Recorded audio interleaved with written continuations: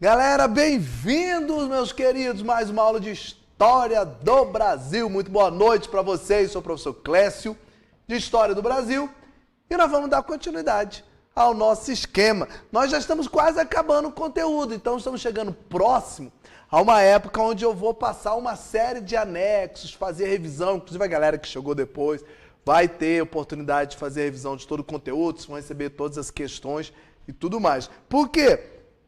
Porque nós já estamos no período da República Nova, né, que é agora, pós-Vargas, que é o regime militar. Depois disso vem um processo de redemocratização e nova república. Aí a gente vem até aonde der para ir.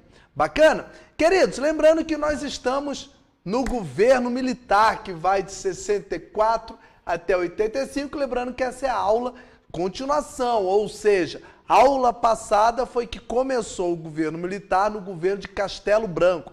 Lembrando que são 5 presidentes militares. A gente falou do Castelo Branco somente. Agora vem o Costa Silva, Médici, se der tempo eu falo os dois hoje, Médici, aí fica faltando Geisel e Figueiredo. Aí acaba o governo militar. Aí começa período de redemocratização. Bacana? Vamos tocar o barraco então? Então vamos nessa.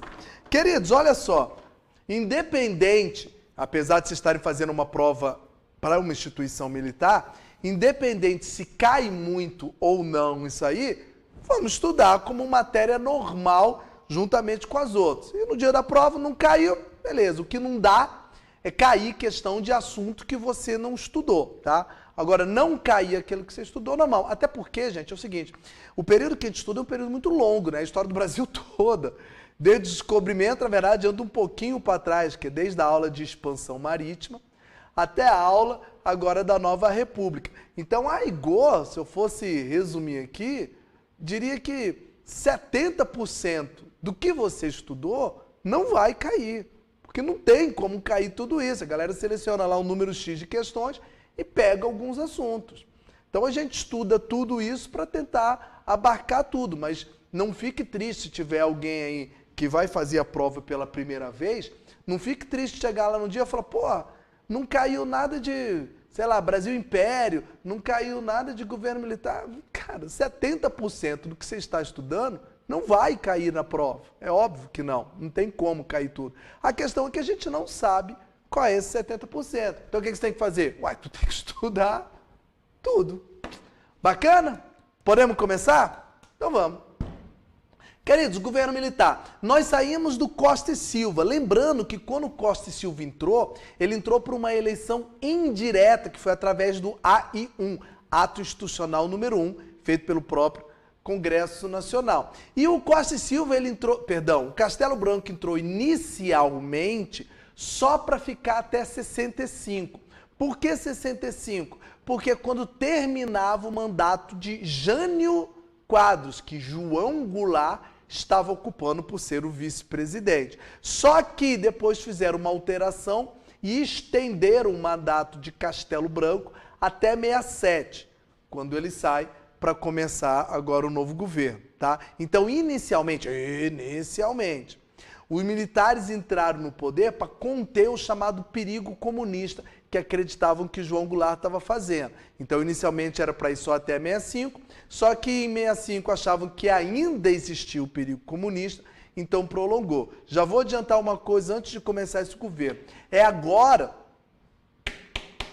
que começa mais a parte de pancadaria. Por quê? Se você olhar aí pelo que eu passei, no governo do Castelo Branco, apesar de ter cassação, apesar de ter exílio de pessoas, apesar de ter censura, você não vê muita manifestação por parte da população ou de qualquer oposição contra o governo militar. Por quê? Porque muitos acreditavam que o que estava acontecendo seria apenas uma intervenção militar e não um governo militar. Qual é a diferença?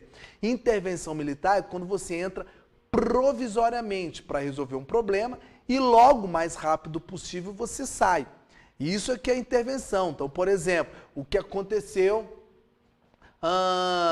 com o Juscelino Kubitschek. Os militares fizeram intervenção para que o Juscelino pudesse entrar. O que aconteceu na própria proclamação da República? Foi feita uma intervenção e logo depois eleição. Tá? Então, quando termina o governo de Castelo Branco, muitos acreditavam que depois de Castelo Branco ia voltar o governo dos civis, ou seja, muitos acreditavam que em 67 ia ter eleições novamente diretas para presidente civil. E não foi o que aconteceu. Em 67 nós temos uma eleição indireta, feita pelo Congresso. E é eleito um outro general, general Arthur Costa e Silva, que eu vou falar o que acontece no governo dele. Por que que aqui começa mais descontentamento do que no Castelo Branco? Porque quando Costa e Silva entrou, aí que muitas pessoas perceberam, oh, peraí, então não é uma intervenção militar, é um governo militar. E aí é onde muitas pessoas que antes até apoiaram a entrada dos militares no poder, começam a retirar esse apoio. Falar, peraí, isso aí eu não quero não. E é onde começa a baixaria. Vamos lá. Então, primeira coisa, gente. Em 67, Costa e Silva já aprova uma lei chamada Lei de Segurança Nacional. Por que está em 35? Porque o que existia desde 35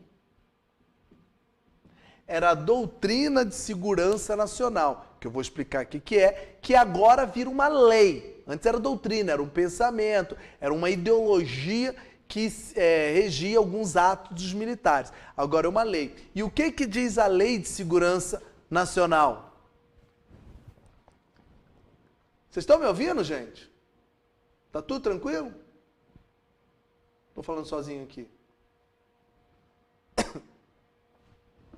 Bacana? Depois escreve um ok ali se tiver todo mundo me ouvindo direitinho.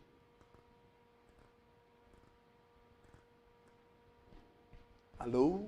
Alô, alô, alô, alô. E alô?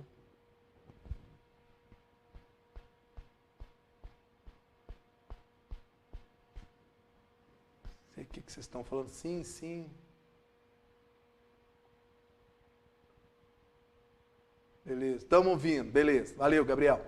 Então vamos lá. O que é a Lei de Segurança Nacional? É uma lei, que era antes doutrina, é uma lei que diz que as Forças Armadas, elas podem intervir, sim, sempre que a segurança nacional estiver sendo ameaçada. Então, peraí. Lei de Segurança Nacional é uma lei que diz que as Forças Armadas podem fazer uma intervenção no governo, ou seja, então a intervenção das Forças Armadas é algo dentro da lei, intervenção em vários setores, vocês vão ver aqui, tá? Desde que a segurança nacional esteja ameaçada. Clécio, mas ameaçada do quê? De qualquer coisa. Mas aí fica muito vago. Mas a ideia é ficar vago mesmo. Ué, o Exército ele pode fazer uma intervenção desde que ele julgue necessário. No caso aqui, a intervenção ocorreu em 64 porque acreditava-se que João Goulart estava em conluio, vamos dizer assim, com a União Soviética e estava querendo implantar um sistema comunista no Brasil, ou como alguns até falam, uma ditadura comunista no Brasil. Opa, então a segurança do Brasil ficou ameaçada. Então aí nós temos amparo para intervir, através de uma doutrina que agora é lei. Ah, então tá bom, bacana. Gente, eu não estou entendendo nada do que vocês estão escrevendo aqui. Não sei se é referente à aula ou não. Pois bem, continuando. Tá todo mundo me ouvindo? Vou até tomar uma água aqui.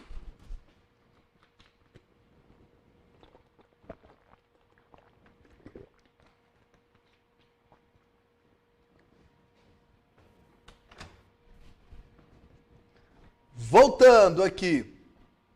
E agora começam as manifestações contra o governo militar. Por que não estava tendo manifestação no Castelo Branco? Como eu disse, porque acreditavam que era apenas uma intervenção, apesar da censura, das cassações e dos exílios.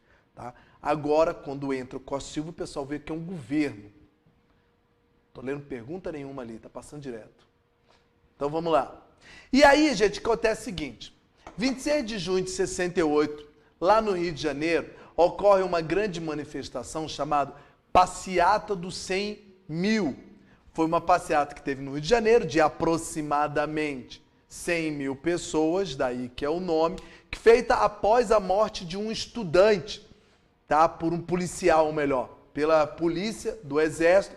Aí os manifestantes fizeram essa passeata, pedindo o fim do governo militar. Tinha vários artistas, inclusive, que ainda hoje estão vivos ainda, participando dessa aqui. A galera saiu fazendo uma grande manifestação, ó, 100 mil pessoas, tá? Pedindo o fim do governo militar. Ao contrário do que muito parece, não terminou com pancadaria, prisão, não. Rolou a manifestação, de certa forma, pacífica. Mas já tem 100 mil pessoas pedindo o término do governo militar, o fim do governo militar. O exército reagiu? Não, calma. Então, uma manifestação pacífica. Não foi uma manifestação contra o AI-5, não, Paulo. Por quê? O AI-5 nem foi criado ainda. Por isso que eu fiz questão de colocar as datas. Tá? Então, foi uma manifestação pedindo simplesmente fim do governo militar, que usou como gota d'água a morte de um estudante pelas autoridades policiais. Mas não tem nada a ver com as 5. Logo após isso, teve essa manifestação. E aí? Aí segura a onda. Não aconteceu nada, não. Depois disso, em setembro, na verdade não é 31 de setembro, eu escrevi errado aqui, é dia 3. Dia 3 de setembro do mesmo ano, em 68, o deputado Márcio Moreira, lá no Congresso, foi na tribuna e fez um discurso descascando nos militares, falando que os militares não tinham autonomia para estar no governo, sentando o pau em Costa e Silva. Resumindo, esse deputado Márcio Moreira, ele fez um discurso, mesma coisa, complementando a passeata dos 100 mil, pedindo o fim do governo militar, falando que o exército estava interferindo dentro do Congresso, que a harmonia entre os 3 poderes tinha desaparecido.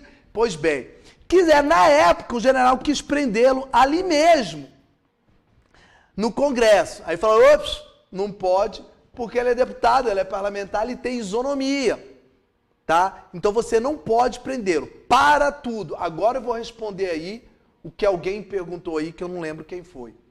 Junta a essa passeata, 100 mil pessoas na rua pedindo o fim do governo militar.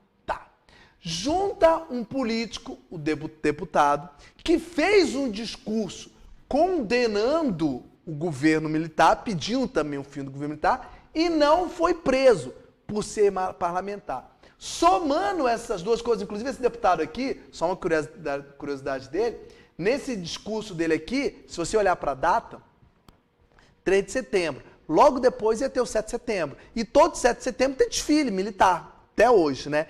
Ele pediu, esse deputado no discurso dele, que toda a população não participasse, não fosse para a rua assistir os desfiles de 7 de setembro como uma forma de protesto à presença dos militares no poder. Então ele pediu uma espécie de, vamos dizer assim, boicote ao 7 de setembro.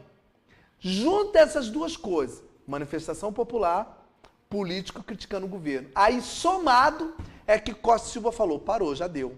Por quê? Pensou Costa e Silva e a cúpula do Exército. Se não fizermos nada, amanhã vai ter passeata dos 200 mil, dos 300 mil. Amanhã vão ter mais deputados ou senadores criticando o governo, fazendo críticas mais severas. Esse deputado era do MDB, que é o único partido de oposição. Então, o que Costa e Silva pensou? Nós vamos ter que enrijecer mais o sistema.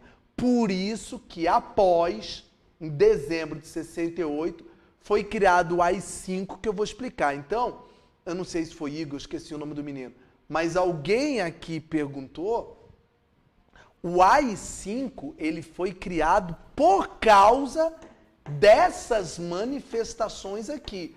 Tanto a manifestação popular, como a manifestação do parlamentar. E não o contrário. Então o pessoal não foi fazer a passeata por causa do AI-5. O deputado aqui não está reclamando do AI-5. O AI-5 nem existia. Então é o contrário. O AI-5 foi criado como resposta a algumas medidas populares e parlamentares contra o governo militar. Inclusive, antes de eu falar do AI-5, deixa eu só dar uma dica aqui, ó. Cuidado com isso aqui, tá? Passeata dos 100 mil. Por quê? É normal eles quererem te confundir, olha o que eu estou falando, a passeata dos 100 mil com a Marcha da Família com Deus pela Liberdade, que rolou lá no governo de João Goulart, no finalzinho, em 64. Lembra disso? Por quê? Lá foi uma manifestação popular, aqui foi uma manifestação popular. Só que se você lembrar, lá a Marcha da Família era a favor dos militares, era pedindo a intervenção militar e indo contra João Goulart. Essa é exatamente o contrário. Aqui é contra os militares. E só para deixar a tua cabeça aparentemente mais louca. Vocês sabiam que chegou a ter pessoas que estavam lá na Marcha da Família, aquela de 64, e que estavam aqui. Aí você falou, não, Clécio, aí não. Aí é porque a pessoa é bipolar, é doida. Ué, se uma pede a intervenção dos militares, a outra pede a saída dos militares, como é que pode estar a mesma pessoa nas duas se são objetivos opostos? Parte disso, para eu te dar exemplo, foi uma parte da Igreja Católica. A Igreja Católica estava lá na Marcha da Família, mas você vê alguns, só alguns, membros da Igreja Católica aqui. Uai, por que está dando divergência? Porque lá muitas pessoas estavam pedindo a intervenção militar, não um governo militar. Agora, quando entrou o Costa e Silva, muita gente falou, eu queria intervenção. O governo não. Então eu vou participar dessa manifestação.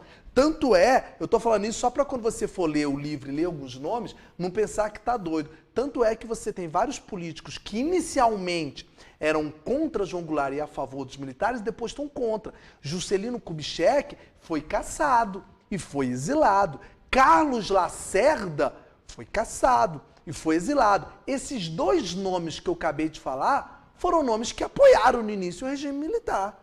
O Juscelino, inclusive, que convenceu o Congresso a fazer o AI-1, a eleger o Castelo Branco. Ué, depois como é que o cara é cassado disso aí, gente? Como é que o Juscelino pode ser acusado até de comunista se no governo dele ele fez aquela operação pan-americana que era para deter o comunismo?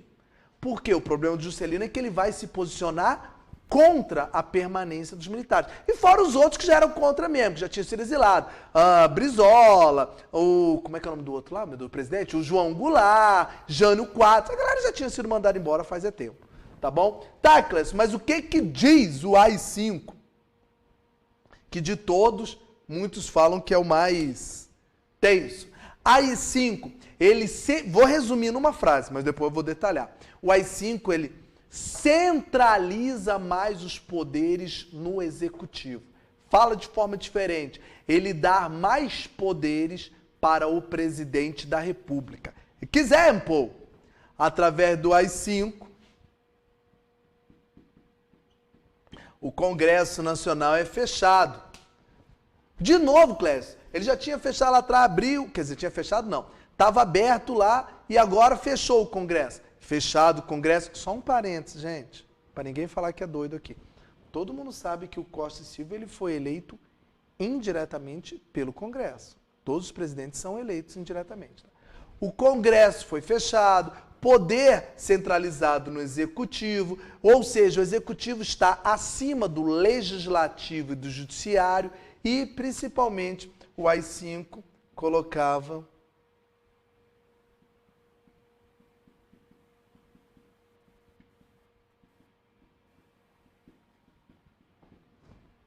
fim do habeas corpus, como alguns falam, fim dos direitos e das garantias individuais. Traduz, Clécio, o que é fim do habeas corpus, porque eu nem sei o que é isso. É o seguinte, falar de forma bem resumida, porque eles não vão entrar em detalhes nisso, que a prova não é de direito. Quando você vai preso por alguma coisa, o teu advogado pode entrar com um documento chamado habeas corpus, que garante provisoriamente a tua liberdade. Resumindo, faz com que você aguarde o julgamento em liberdade. Então, o habeas corpus é aquele documento, que eu vou falar de forma simplória, que faz com que você vá preso somente após o julgamento. Ou seja, vai preso somente depois que comprovar que você é culpado de alguma coisa. Tá. Só que agora acabou isso. Então, se você, por exemplo, foi suspeito de estar liderando um movimento qualquer subversivo, tu é preso. Fala, pô, mas não era eu. Não era. Pô, então vamos fazer um julgamento aqui para descobrir. Tá, enquanto isso tu fica preso. Mas peraí, eu vou entrar com habeas corpus porque ainda não rolou o julgamento, ainda não tem certeza se eu sou culpado ou não. Então eu tenho que aguardar a liberdade. Não existe mais isso. Você vai continuar preso até ter o julgamento. Uai, mas então agora você está dizendo, a partir de agora, que qualquer pessoa pode ser presa sem um julgamento. Vai rolar um julgamento depois, mas você vai guardar preso. Uai, mas então sem julgamento, sem ter a prova ainda que eu sou culpado por uma coisa, eu já posso ser preso pelo simples fato de ser suspeito de alguma coisa.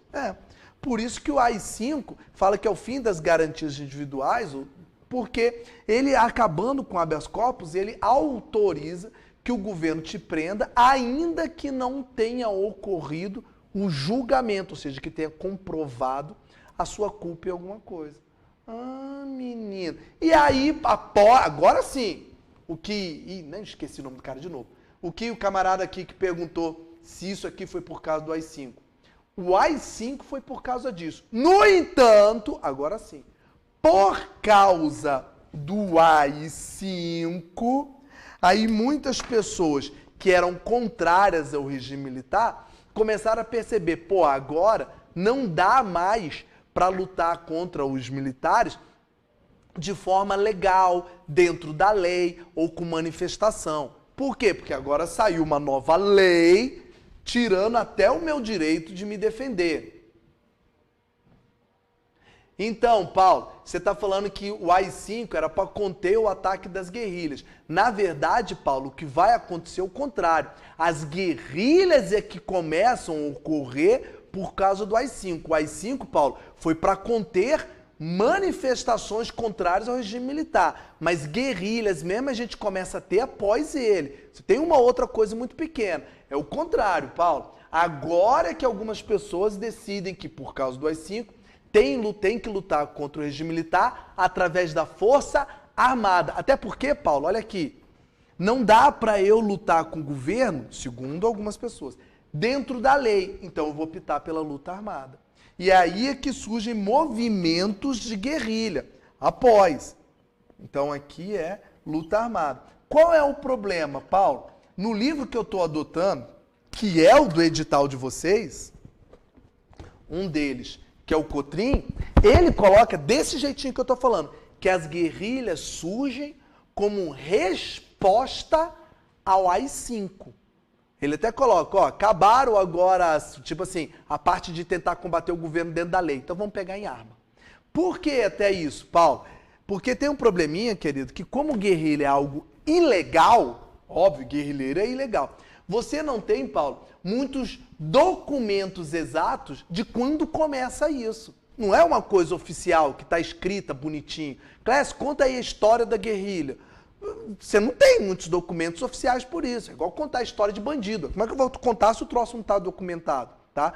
Mas, segundo o Cotrim, a maior parte delas, querido, veio por causa dos 5. Aí você tem a guerrilha do Araguaia, tá? As margens do Rio Araguaia, a guerrilha do Araguaia, que inclusive começa no Costa Silva, mas termina só no Médici. Era uma espécie de quartel-general de guerrilheiro, que tinha lá as margens do Rio Araguaia. Aí o exército descobre, vai pra lá, o pau come, morre gente pra caramba. E você tem N guerrilheiros, como movimentos de guerrilha, como o movimento MR8, Movimento Revolucionário 8 de Outubro, e algumas pessoas, Carlos Marighella, o Carlos Lamarca, que era um capitão do exército que abandonou para virar guerrilheiro. Então você começa tendo movimentos de guerrilha, que são lutas armadas. E a guerrilha, ela atua principalmente de duas formas, principalmente. Clécio, guerrilhas são pessoas que não concordam com o regime militar, lutam contra o regime militar, porém de forma armada. Não com manifestação, com protesto, fazendo música, escrevendo livro. Não é forma armada. Tá, mas forma armada como? O cara vai para frente do quartel e dá uns tiros? Não. Basicamente duas formas. Uma é assaltando... Tô escrevendo não, tá, gente? Assalto a bancos.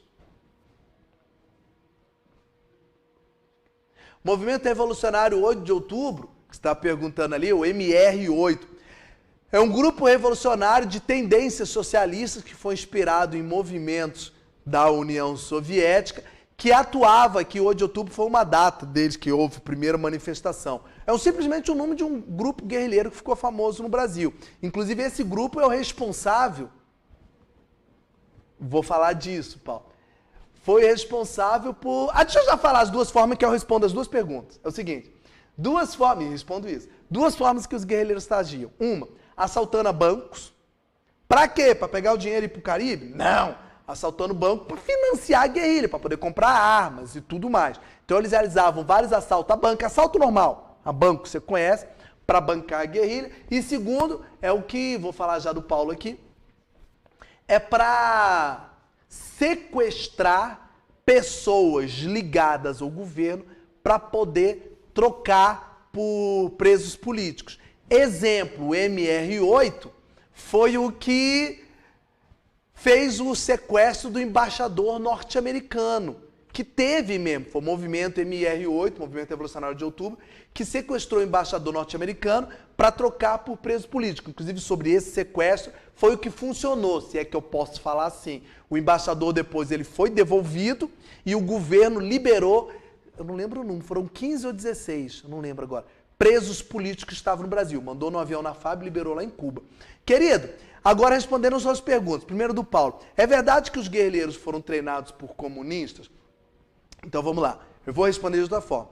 É verdade que teve guerrilheiro no Brasil treinado por comunistas? Certo. É verdade que teve movimento de guerrilha financiado pela União Soviética? Certo. Agora, eu não tenho como te afirmar, Paulo, e nem vai estar em prova isso, se todos os movimentos de guerrilha do Brasil eram bancados ou treinados pela União Soviética. O que eu posso te falar com certeza, teve guerrilheiro treinado? Teve. Teve guerrilheiro financiado? Teve. Ponto. Todos são assim? Não sei. Porque, como eu disse anteriormente, como guerrilha é algo ilegal, é bandido. Guerrilheiro é bandido. Você não tem muitos documentos oficiais comprovando isso. Hoje você tem 10 mil, se entrar no site, na internet, você vai achar 10 mil sites. Mas para concurso, o que vale são dados oficiais. Ah, eu li num site que... Não, o que vale é isso aqui, tá? Igual eu falei com vocês na outra aula. Passou na prova, a gente vai discutir as teorias aí. Mas o que vale é isso aqui. Oficialmente, você não tem como comprovar que toda a guerrilha do Brasil foi financiada ou treinada pela União Soviética. Mas existiu isso? Existiu. Em quais? Não sei. Tá? A mesma coisa, já sei que é o Igor que está perguntando aqui. Tia Dilma deve ter assaltado esses bancos. Resposta? Não sei. Minto. Sei, mas não vou falar. Porque aqui a volta, a ideia para o concurso, esta aula está gravada e vamos falar apenas o que convém, o que interessa para vocês no concurso. Então, Igor, não sei sobre a Dilma. O que eu posso falar são dados oficiais. A Dilma, quando assumiu a presidência, ela declarou que ela participou, sim, de movimentos de guerrilha, mas ela disse que participava da parte administrativa. Ela mesmo nunca pegou numa arma. Ponto, acabou. Mas ela foi presa aqui na época do regime militar? Foi. Como guerrilheira? Foi. Isso é fato. Ato oficial, fato, tá? Ah, mas ela estava envolvida em assalto a banco? Não sei. Pergunta para ela, tá? Assim como o sequestro do embaixador norte-americano. Tem vários políticos que estão, ou estavam, alguns já saíram, tá, da política, que participaram desse sequestro. Quem, Clécio? Não vou falar, não interessa. Voltando para a aula. Continuando, então, vamos focar no concurso de vocês. Em 69, Castelo Branco. Costa e Silva tem um problema de saúde. E é obrigado a se afastar. Porém, olha a baixaria, um pouco antes dele se afastar, um pouco antes dele ter problema de saúde, o Costa e Silva, inclusive, do jeito que está escrito no livro, Costa e Silva ficou com medo dessa imagem de, porra, o presidente que criou o AI-5, que atochou mais o regime militar, ele tinha colocado como vice-presidente dele um político civil, um advogado, Pedro Aleixo. Era o vice-presidente de Costa e Silva. Até aí tudo normal, colocou um vice como presidente. Só que em 69, Costa e Silva tem problema de saúde e é obrigado a se afastar. E antes da hora. Tá? Tanto que você olha ali o Costa e Silva, cadê? Lá em cima, ó. O tempo dele tá pequenininho, né? Se você olhar do Castelo Branco é mais, se você olhar do Médici é mais, mas ele é por problema de saúde, ele teve que sair antes da hora. E aí, como ele se afastou, pela lei, quem tem que assumir é o vice. É assim que funciona, não é? Mesmo a Constituição de 69, que foi feita aqui, cadê? A Constituição que tinha sido feita em 69, não, perdão, em 67, o governo Castelo Branco, falava isso. Só que quando ele se afastou, era para esse cara assumir a vice-presidência. Aí, como ele era o vice e ele era civil, uma junta militar impediu que isso acontecesse. Ué, Clécio, por quê? É isso que diz a lei. Porque se ele assumisse, ia ter um civil como presidente da República. O governo militar acabaria. Certo? Então, quando Costa e Silva se afasta, uma junta militar, ó, não Pedro Aleixo, não permite que o vice assume, uma junta militar formada por um militar do Exército da Marinha Aeronáutica, assume temporariamente a presidência e antecipa as eleições, traduz. Em 69, o Congresso é reaberto, abriu de novo. Para quê? Só para fazer uma eleição indireta para presidente. E eleger quem?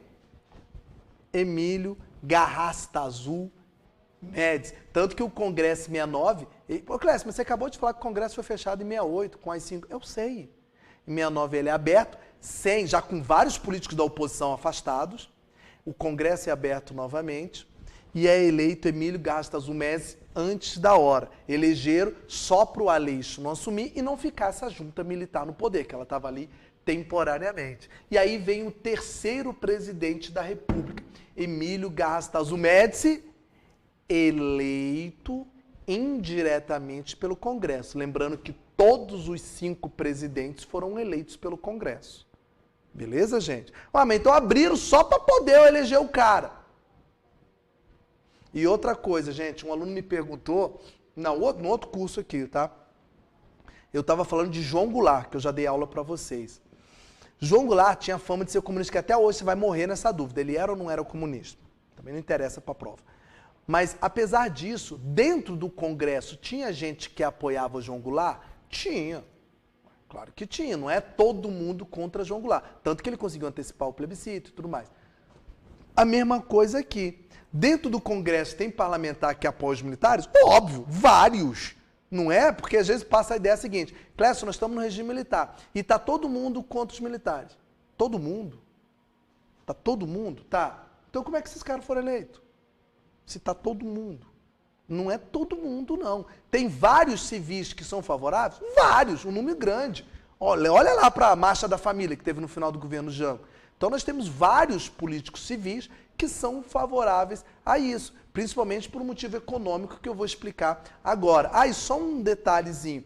Nisso tudo que eu estou falando aqui, Clécio, a gente está tendo o apoio dos Estados Unidos. Os Estados Unidos, acho que eu falei na aula passada, sempre apoiaram o regime militar. Por que apoiaram, Clécio? Porque uma das funções do regime militar, ou a principal função, era deter o comunismo aqui no Brasil. E nós estamos na Guerra Fria. Para ser sincero, nós estamos no auge da Guerra Fria, que é a década de 60. E o que os Estados Unidos mais querem é deter o avanço do comunismo. Tanto que no dia que os militares tomaram o poder, 31 de março de 64, lembra? Lá no Rio de Janeiro, tinha um navio de guerra norte-americano lá na Baía de Guanabara, lá no Rio de Janeiro. Ué, o que esse navio de guerra norte-americano estava fazendo aqui? A gente não estava em guerra com ninguém. Era para garantir que a tomada do poder, que você vai dar o nome que você quiser para isso, fosse um sucesso. Então, peraí, caso hipoteticamente falando, a população não aceitasse a tomada do poder em 64, começasse uma guerra civil aqui, provavelmente teria intervenção militar norte-americana? Teria. Já tinha um navio de guerra pronto aqui. Mas aí ia acontecer, talvez igual o Vietnã. Não sei. Mas então os Estados Unidos estão apoiando isso. Bora pro Médici? Vamos. Inclusive Costa e Silva é o nome da nossa ponte aqui em Brasília. Uma das pontes.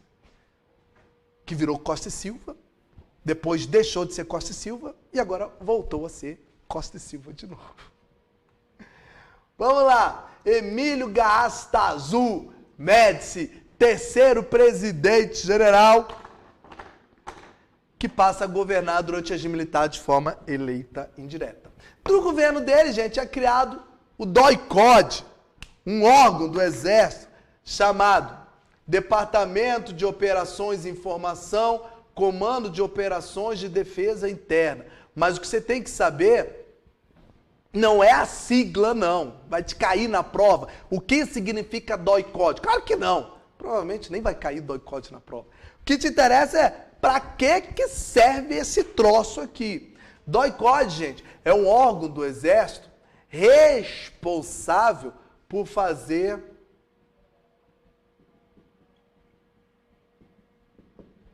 as investigações. Investigação do quê, Clécio? Departamento de Operações e Informação, Comando de Operações de Defesa Interna. DOI-CODE é responsável... Ih, cara, perdi o que estava escrito ali, nem vi.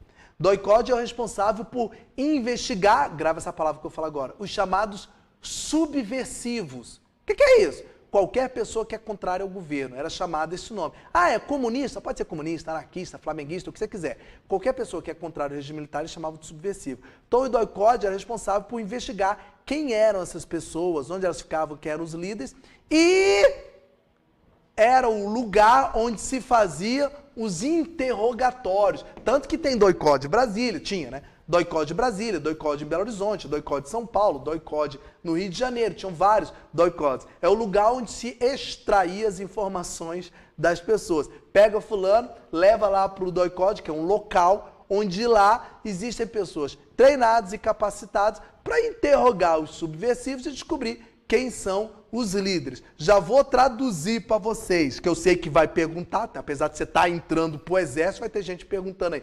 Ah, Clécio, eu ouvi falar que era aqui onde rolavam as torturas, não é? Óbvio que nunca isso vai estar numa prova sua. É claro que não. E é isso, então, de eu tirar uma dúvida sua. Como aqui é um curso para concurso, então vamos lá. Durante o regime militar, oficialmente, pela lei, tortura não ocorreu. Por quê, Clécio? Porque mesmo durante o regime militar, tortura sempre foi e continuava sendo crime. Se aconteceu alguma coisa, foram atos isolados e independentes de alguns militares, mas a instituição Exército Brasileiro nunca autorizou a utilização de tortura. Então apareceu, que eu acho que 99% de chance que não vai aparecer, mas apareceu tortura na tua prova, tu sabe que o item está errado. Ninguém é louco de fazer uma prova passageira do Exército colocando, para que você viu o DOI-CODE? A resposta é, para torturar subversivo. Tu não é maluco, né, gente, de ter um troço desse? Claro que não. Mas uma coisa, gente, que funcionou maravilhosamente bem no governo militar.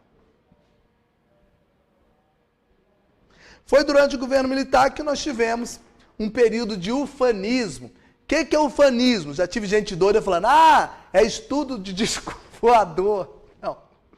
Ufanismo, gente, é um amor à pátria, é um amor à nação, é um patriotismo, acima de tudo, para tudo. Clécio, lembra até um pouco o populismo de Vargas. Lembra que no populismo tinha lá nacionalismo exaltado, lembra disso? É semelhante a isso mesmo. A ideia que o governo tentava passar de que o país, o amor ao país, tinha que vir antes de tudo. Então, para isso, existia muito propaganda, utilizava muito a TV. Inclusive, vou mostrar um troço aqui para vocês. Eu não ia ler não, mas eu vou ler também, que hoje eu estou nervoso. Olha só. Do livro de vocês. Quer ver? Vou até fazer questão aqui de ler.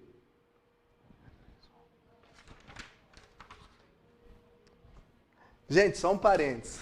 Tá no seu edital esse livro aqui, tá? Como a bibliografia indicada. Se tu for ler aqui, ele fala toda hora de ditadura, tortura e tudo mais. Então, quem tiver o livro estudando, essa parte aqui você descarta, porque não vão colocar isso na prova, tá? Só da parte da propaganda aí, ó, só para você ter ideia. Para divulgar os projetos para o país, o governo militar passou a se utilizar, em grande medida, da televisão. Eu estou falando do ufanismo, tá?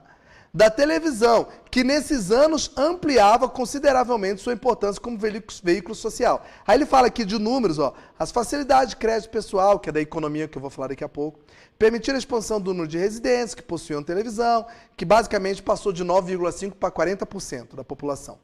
Por essa época, beneficiada pelo apoio do governo, de quem se transformou porta-voz, Tá na bibliografia de vocês, não é opinião minha não, hein?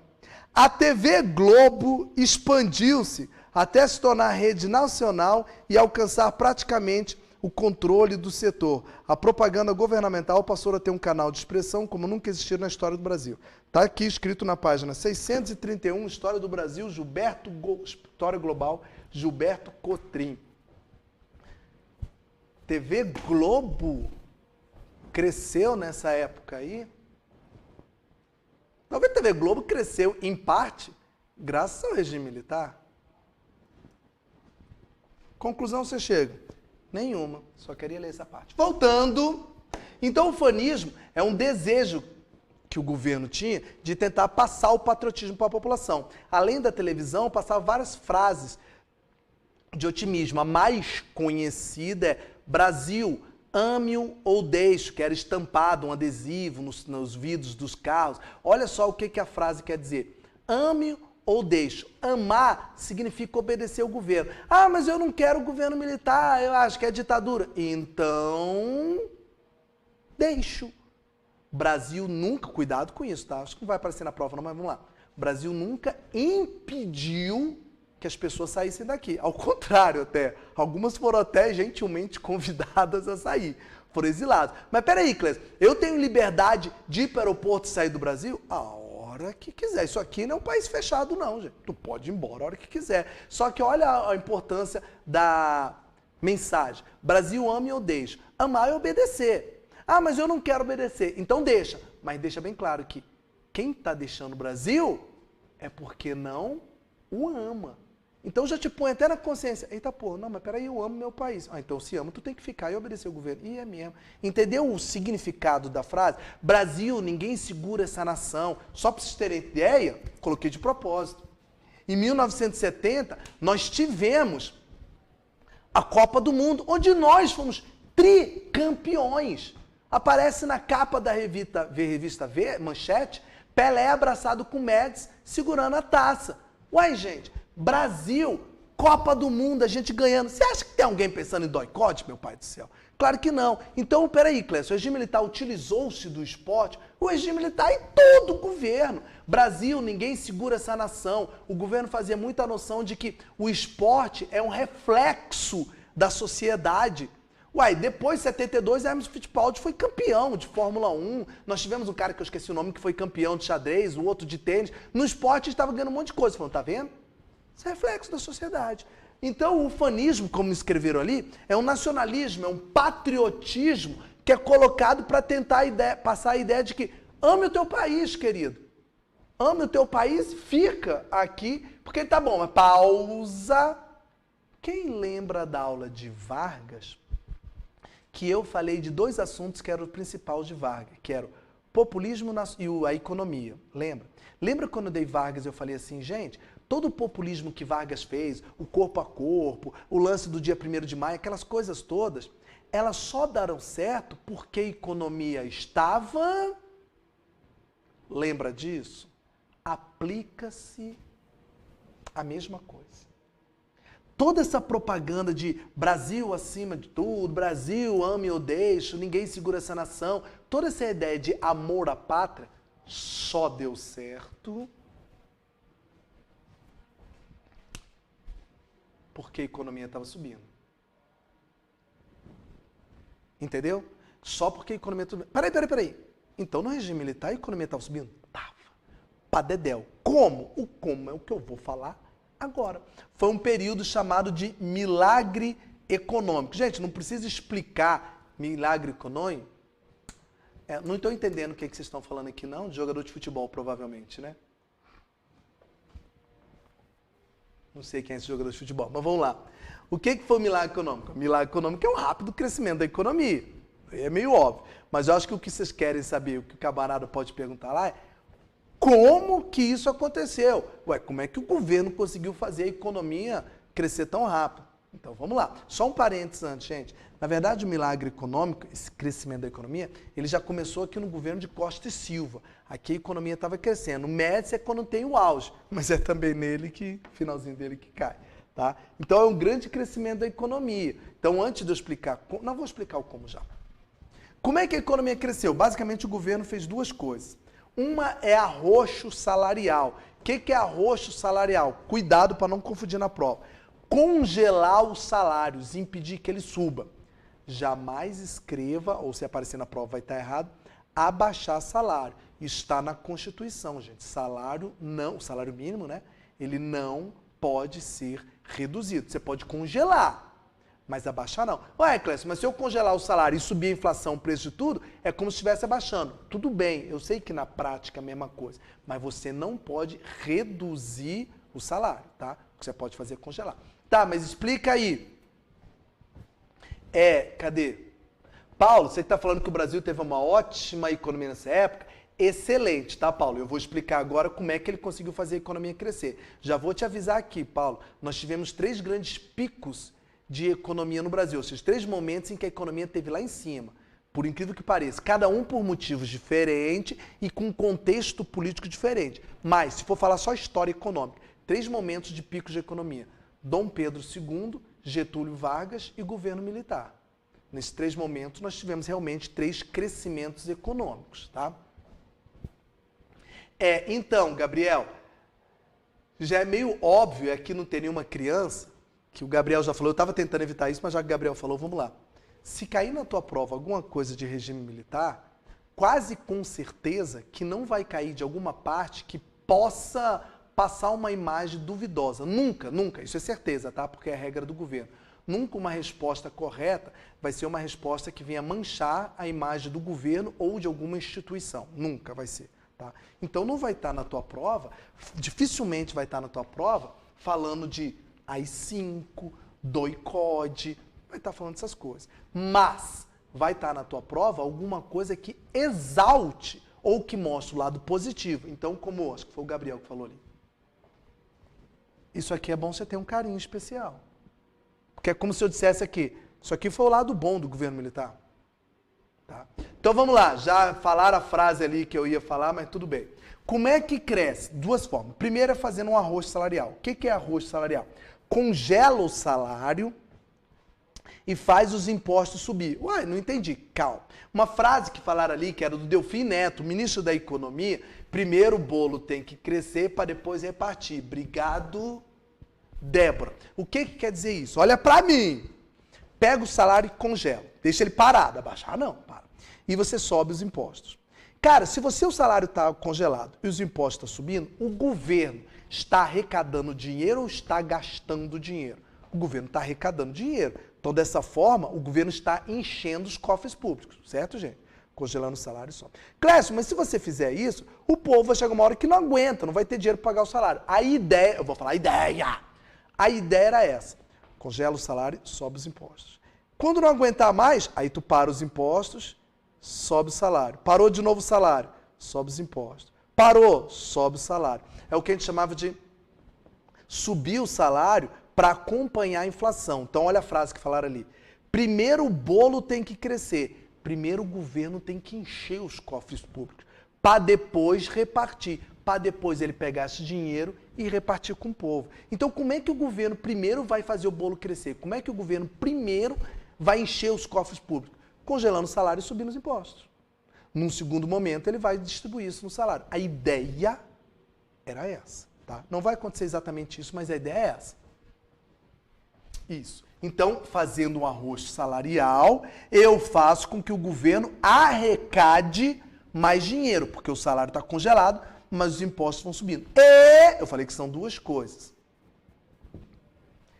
Todo governo faz isso. Vargas fez isso, o governo militar fez isso, Mauá fez isso. Fazendo obras públicas, que no governo militar a gente até vai chamar de obras faraônicas, porque a obra pública aqui não é um banco de praça, não. É uma mega obra, que eu vou dar exemplo aqui. Para quê, Clécio? Qual a importância de obras públicas?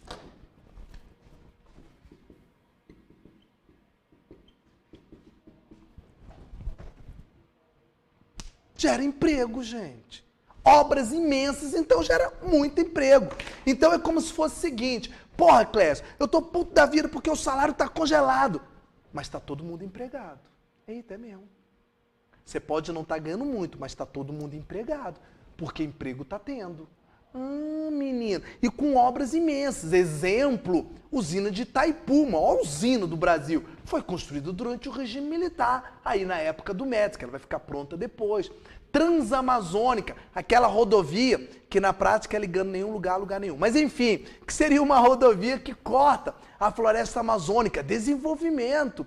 Ponte Rio-Niterói, 14 quilômetros, cara, de uma ponte imensa, ligando o Rio Niterói, sem você ter que dar uma volta imensa. Essa, entre outras, essas obras são as chamadas obras faraônicas, que gera muito emprego. Aí até faz sentido um arroz salarial, porque está todo mundo empregado. Economia lá em cima. A ponte do Rio, Rio Niterói, isso mesmo, aí já até falaram aí. Clécio, mas peraí que tem um erro nisso aí tudo. Fala. O governo está fazendo grandes obras, gerando emprego a rodo, todo mundo empregado. Verdade. Salário congelado, mas todo mundo empregado. Onde que ele está arrumando dinheiro para fazer essas obras todas? Vou fazer uma Itaipu, porra, é uma usina do caramba. É dinheiro para dedéu.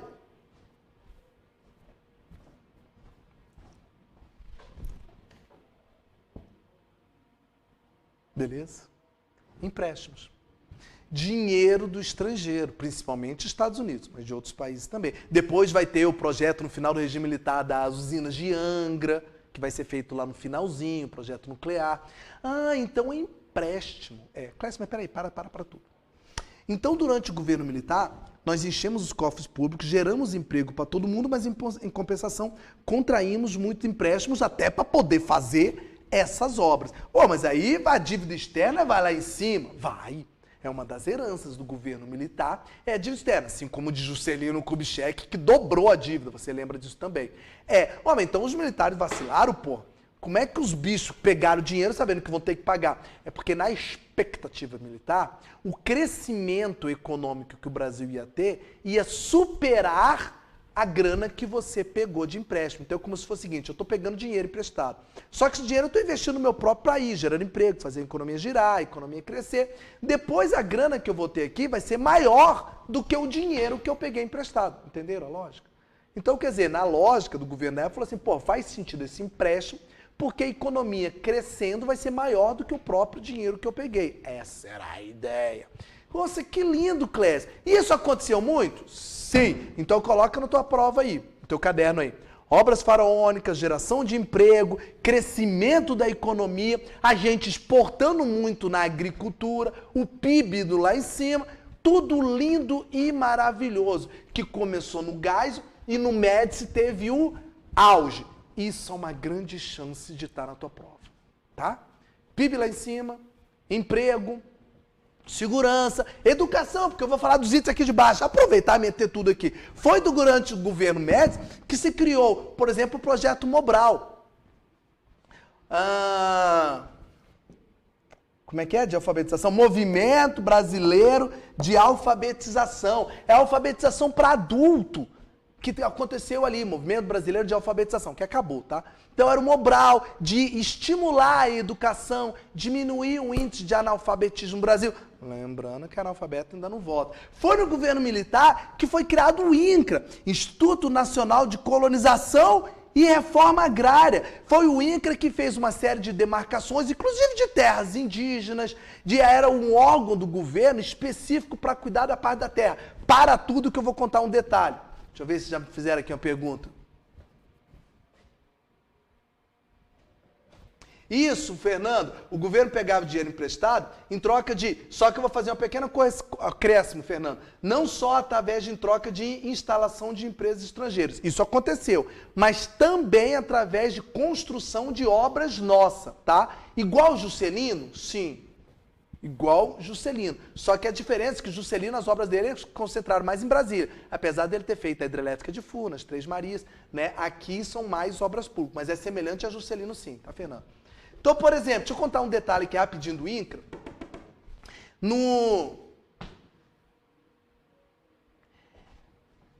Paulo, já vou responder agora, senão vai subir, eu não sei. Foram cortadas as disciplinas de Sociologia e Filosofia da Educação. Na verdade, não é que elas foram cortadas, elas foram substituídas Isso aí não vai estar na tua prova, não. Mas vamos falar, já que perguntou. As disciplinas de filosofia e sociologia, elas foram substituídas. Eu, que sou um cara velho, eu cheguei a pegar isso. Vocês, eu acho que não.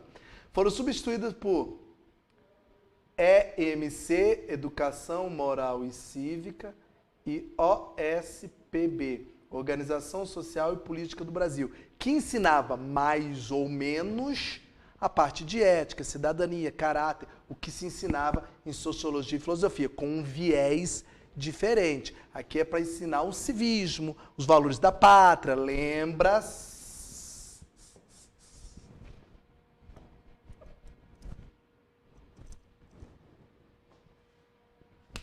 Tá? Não falei o que eu queria falar do INCRA, meu pai. Vocês sabiam que em dezembro de 69, logo que o Médici entrou, foi criado, isso aqui também é só curiosidade, um ato institucional número 9. A gente para no 5, tá, gente? Mas no total foram 17 atos institucionais criados, 17 AIs. Aí 9, 10, 11, 12, 13, blá, blá, blá. Sabe o que dizia o AI 9, por exemplo? Reforma agrária. Peraí, Clécio, tá escrito isso? Tá, digita aí AI 9 na internet pra você procurar. Tá escrito a reforma agrária durante o governo militar? Tá, ué, mas não foi a reforma agrária que deu um problema lá com o João Goulart, nas reformas de base que ele queria fazer? No governo militar tem reforma agrária. Então o problema não é só a reforma agrária, como você faz, na terra de quem, como que é feito. Mas isso é só curiosidade, a gente vai passar agora. E foi no governo militar do Médici que se criou a SUDECO.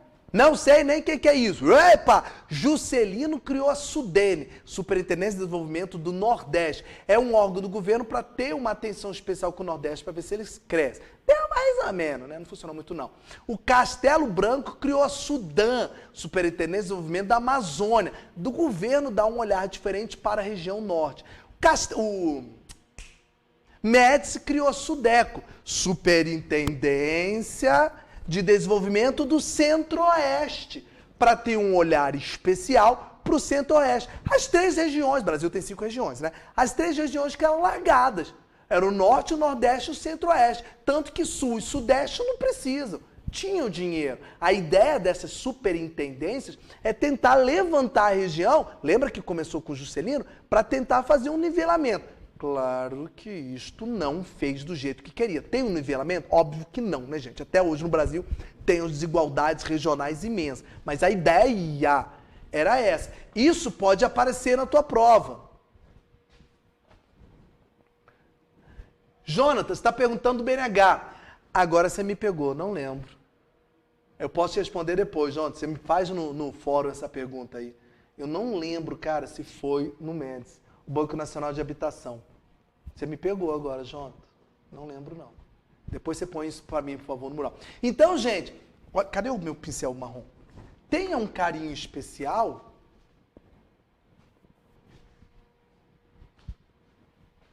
Por que ter um carinho especial, Clécio? Porque são coisas positivas. Patriotismo, economia crescendo e algo voltado para a sociedade. Educação, homem do campo, interior. Então tenha um carinho especial, porque isto e isto aqui é exaltar o governo e até as instituições militares. Então isso pode cair. Mas isso chegou a acontecer, Clécio? Sim. Eita, Clécio, mas aconteceu mais um monte de outra coisa. Eu sei, você sabe, mas o examinador lá não é maluco. Deixa eu ficar perguntando isso, tá? Então, depois, olha no livro, pega um livro de vocês, dá uma lida principalmente nessa parte aqui que exalta um pouco mais o governo.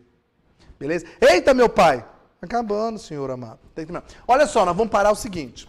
Presta atenção, que eu vou ter que sair agora que o outro professor já está entrando. Esqueci o horário.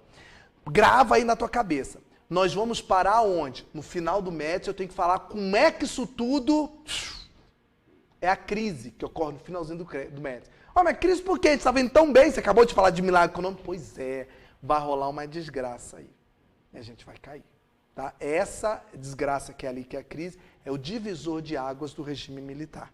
Mas por quê? Aí você tem que esperar a próxima aula. Falou, queridos? Muito obrigado pelo tempo de vocês, agradecido. Uma excelente restante de noite para vocês. A gente se encontra semana que vem de novo. Então, semana que vem, eu termino Médici e já começo o Geisel, que já é processo de abertura. Por que que é abertura? Espera, semana que vem você vai saber. Calma. Tá bom? Tchau, gente. Boa noite. Fique com Deus. Um abraço, queridos. Tchau.